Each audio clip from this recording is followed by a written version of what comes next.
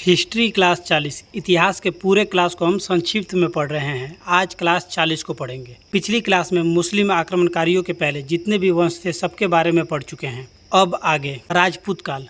राजपूत काल 800 से 1200 ईस्वी के समय को कहते हैं। इसे पूर्व मध्यकाल भी कहा जाता है। इसमें अग्निकुंड का सिद्धांत दिया गया है। माउंट आबू पर्वत पर एक यज्ञ हुआ था जिसमें 4 वंश निकले। इस बात की जानकारी मात्र एक ही पुस्तक पृथ्वीराज रासो में मिलती है।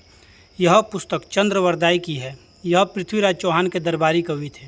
इसके अलावा अन्य पुस्तकों या खुद पृथ्वीराज चौहान के अभिलेखों में यह पता चलता है कि यह वंश गुजरात के गुर्जर प्रतिहार वंश जिन्होंने उज्जैन विजय किया था उनके सामंत थे।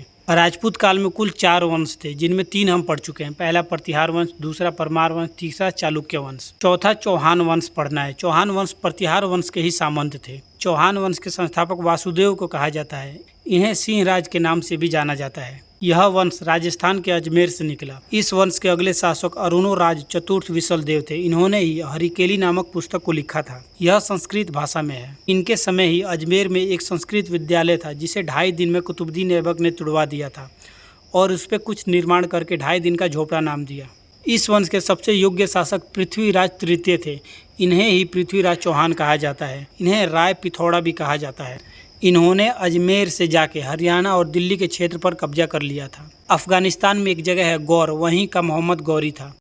इसी समय मोहम्मद गौरी भारत में एंट्री करना चाहता था और लगभग 17 बार वो आया, लेकिन पृथ्वीराज चौहान ने उसे पराजित कर दिया और वापस भेज दिया। 1191 में तराइन के प्रथम युद्ध में भी गौरी पराजित हुआ था।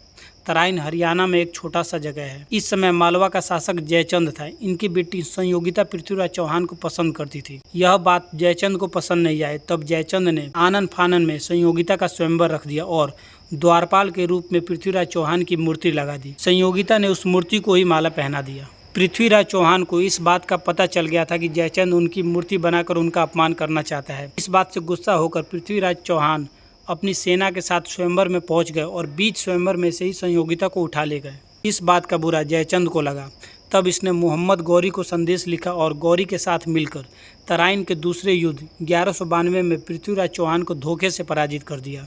इस युद्ध के बाद गौरी ने पृथ्वीराज चौहान को बंदी बना लिया और बहुत यातनाएं दी और वहीं उनकी हत्या कर दी। बाद में संयोगिता की भी हत्या हो गई। 1194 में चंदवार के युद्ध में गौरी ने जयचंद को भी मार दिया।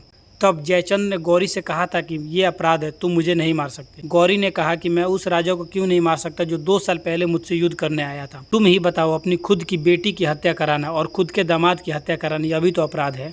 मोहम्मद गौरी के कई गुलाम थे जिनमें 3 प्रमुख थे, यालदोज, कुबाजा और ऐबक। इसमें सबसे योग्य ऐबक था। गौरी की बेटी ने ऐबक से शादी कर ली। इस बात का बुरा गौरी को लगा, लेकिन उनको जयचंद की कहानी याद आ गई। गौरी ने ऐबक से अपनी बेटी की शादी करा दी और हिंदुस्तान में जीता हुआ क्षेत्र दे दिया ऐबक को। बोला वहीं जाके रहो। ऐबक का गुलाम इल्तुतमिश था। इसने आगे चलकर ऐबक की बेटी से शादी कर ली। यही कारण है कि इस वंश को गुलाम वंश कहा जाता है। इसके बारे में हम आगे पढ़ेंगे। आज के क्लास में इतने ही। धन्यवाद।